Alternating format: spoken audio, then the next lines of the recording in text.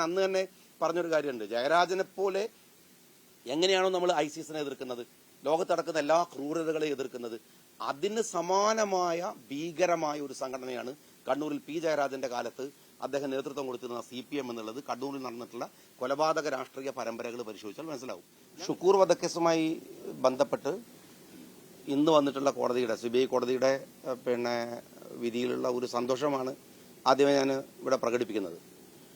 യഥാർത്ഥത്തിൽ ഈ കേസിന്റെ ഒരു വലിയ ടേണിംഗ് ഉണ്ടാവുന്നത് തിരുവഞ്ചൂർ രാധാകൃഷ്ണൻ അന്ന് UDFന്റെ ഭരണകാലത്ത് അദ്ദേഹത്തിന്റെ ഏകദേശം അവസാന സമയത്ത് എടുക്കുന്ന ഒരു ഓർഡറാണ്. CBI ഈ കേസ് അന്വേഷിക്കണം എന്ന് പറഞ്ഞുകൊണ്ട് ആത്തിഖ് ഉമ്മയുടെ അതുപോലെ തന്നെ പാർട്ടിയുടെ ഒക്കെ ഒരു റിക്വസ്റ്റിനെ മാനിച്ചുകൊണ്ടാണ് യഥാർത്ഥത്തിൽ അത് CBI ഓർഡർ ഇടുന്നത്. പക്ഷെ അന്ന് CBI ഈ കേസ് ഏറ്റെടുക്കണം എന്ന് പറഞ്ഞുകൊണ്ട് കേരള ഗവൺമെന്റ് സെൻട്രൽ ഗവൺമെന്റിന് എഴുതിയ കത്ത് പേഴ്സണൽ മന്ത്രാലയം, പ്രധാനമന്ത്രിയുടെ പേഴ്സണൽ മന്ത്രാലയം റിജക്ട് ചെയ്യുകയുണ്ടായി. റിജക്ട് ചെയ്യാൻ മീൻസ് അവർ ആത്തിക്കുമൊക്കെ എഴുതിയൊരു കത്തിൽ പറയുന്നത് ഇതൊരു CBI അന്വേഷിക്കാൻ മാത്രമുള്ള കഴമ്പുള്ളൊരു കേസല്ല, അത്ര വലിയ സംഭവമൊന്നുമല്ല, ഈ കേസ് ഒഴിവാക്കണം എന്ന് പറഞ്ഞിട്ടാണ് ഈ പ്രധാനമന്ത്രി നരേന്ദ്രമോദിയുടെ ആഭ്യന്തര മന്ത്രാലയം അദ്ദേഹത്തിന്റെ പേഴ്സണൽ മന്ത്രാലയം കത്തെഴുതുന്നത്. അതിന്റെ പശ്ചാത്തലത്തിൽ ഞങ്ങൾ കോടതിയിൽ പോയി. കോടതിയാണ് യഥാർത്ഥത്തിൽ 118 മാറുകയും 120B ക്ലിയർ കോൺസ്പെറൻസിയിലേക്ക് ജയരാജനെയും രാജേഷിനെയും ഉൾക്കൊള്ളിക്കണമെന്ന് പറഞ്ഞുകൊണ്ട് കോടതിയുടെ വിധി വരുന്നത്. അന്ന് ആ വിധി വരുന്ന പശ്ചാത്തലത്തിൽ കോടതിയിൽ നിന്ന് വന്ന ചില പ്രയോഗങ്ങളുണ്ട്. ഇങ്ങനെ ആൾക്കൂട്ടങ്ങൾ നിയമങ്ങൾ കയ്യിലെടുക്കാൻ തുടങ്ങിയാൽ, പാർട്ടികളും മറ്റുള്ളവർ നിയമം കയ്യിലെടുക്കാൻ തുടങ്ങിയാൽ രാജ്യത്തിന്റെ വ്യവസ്ഥിതിയുടെ, നിയമവ്യവസ്ഥയുടെ വാഴ്ചയുടെ അവസ്ഥ എന്താകുമെന്ന സുപ്രധാനമായ ഒരു ക്വസ്റ്റ്യൻ ആ വിധിയിൽ ഹൈക്കോടതി ഉയർത്തുണ്ടായി. പക്ഷെ ഇതിനകത്ത് ഞാനിപ്പോൾ ഇത് പറയുന്നതിലെ ഒരു പ്രധാനപ്പെട്ട ഒരു കാര്യം എന്താണെന്ന് വെച്ചാൽ, ഈ 2-3 ദിവസം മുമ്പ് ജയരാജന്റെ ഒരു ഐസിസ് സ്റ്റേറ്റ്മെന്റ് ഉണ്ടായിട്ടുണ്ട്. ഈ ഐസിസ് സ്റ്റേറ്റ്മെന്റും ഈ കേസിലെ നാൾവഴികളും പരിശോധിച്ചാൽ നിരന്തരമായി ഇപ്പോൾ അൻവർ അടക്കം പറഞ്ഞിരിക്കുന്ന ഒരു RSS ഒരു സർക്കാർ ബാന്ധവം ഇതിനകത്തുനിന്ന് വളരെ കൃത്യമായിട്ട് മനസ്സിലാവും. കാരണം ഇത്രമേൽ കേരളത്തിലെ വലിയ ചർച്ചയായിട്ടുള്ള ഈ കേസ് ഒരു ചെറിയ കുട്ടിയെ ഒരു ആൾക്കൂട്ടം കൂടിച്ചേർന്ന് ഭീകരമായി വേട്ടയാടി കൊലപ്പെടുത്തിയ ഈ കേസിനെ അത് അന്വേഷിക്കാൻ കഴമ്പില്ല എന്ന് പറഞ്ഞ് CBI തള്ളുന്നു.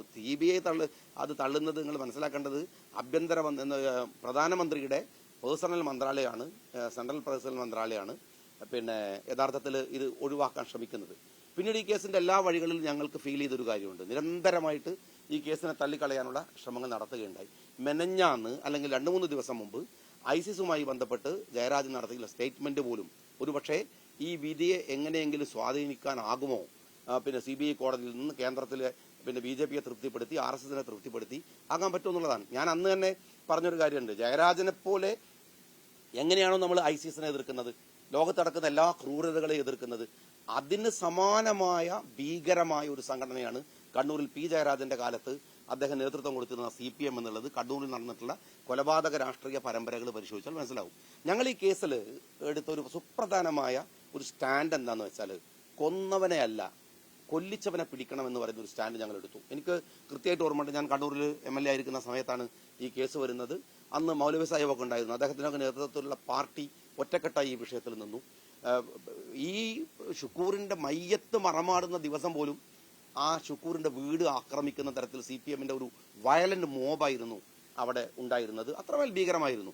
പിന്നീട് ചന്ദ്രശേഖരൻ വധക്കേസ് വന്നപ്പോഴും ഇതേ ഒരു പാറ്റേൺ രാഷ്ട്രീയത്തിൽ സ്വീകരിക്കപ്പെടുകയുണ്ടായി. കൊന്നവനല്ല കൊല്ലിച്ചവൻ.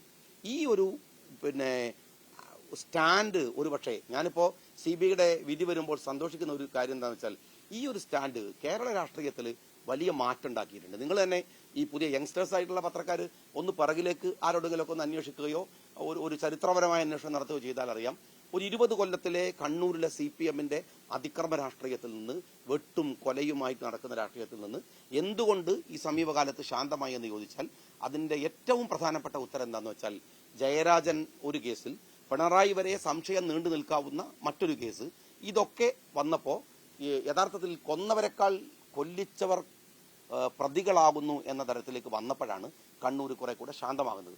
അതുകൊണ്ട് ആ അർത്ഥത്തിൽ ഈ ഗൂഢാലോചനയിലെ ഏറ്റവും വലിയ കക്ഷിയായിട്ടുള്ള ജയരാജനെ ഈ വിഷയത്തിലേക്ക് കൊണ്ടുവരാൻ നിയമപരമായി സാധിച്ചു എന്നതിൽ ഞങ്ങൾക്ക് അധികം സന്തോഷമുണ്ട്. ഞങ്ങൾ ആ കേസിന്റെ പിറകിൽ തന്നെയുണ്ട്. കാരണം ഇതിന് ഇനിയും അപ്പീൽ പോകാനും ഇതിന്റെ തുടർ നടപടികൾക്കൊക്കെ സാധ്യത ഉള്ളതുകൊണ്ട് കേസിന്റെ പിറകിൽ തന്നെ ഞങ്ങൾ ജാഗ്രതയുണ്ട്. കണ്ണൂർ ജില്ലാ മുസ്ലിം ലീഗും അവിടെ അതുപോലെ തന്നെ ഷുക്കൂറിന്റെ കുടുംബവും ഞങ്ങൾ പാർട്ടി അവർക്ക് വേണ്ടി കളക്ട് ചെയ്ത പൈസ പോലും അവരെടുത്തില്ല. ഈ കേസിന് വേണ്ടി മാത്രമാണ് അവർ വിനിയോഗിച്ചിട്ടുണ്ടായിരുന്നത്. ആ കുടുംബവും ഒക്കെ അവരോടൊക്കെ ഞങ്ങൾക്ക് ഈ വിഷയത്തിൽ വലിയ കടപ്പാടുമുണ്ട്.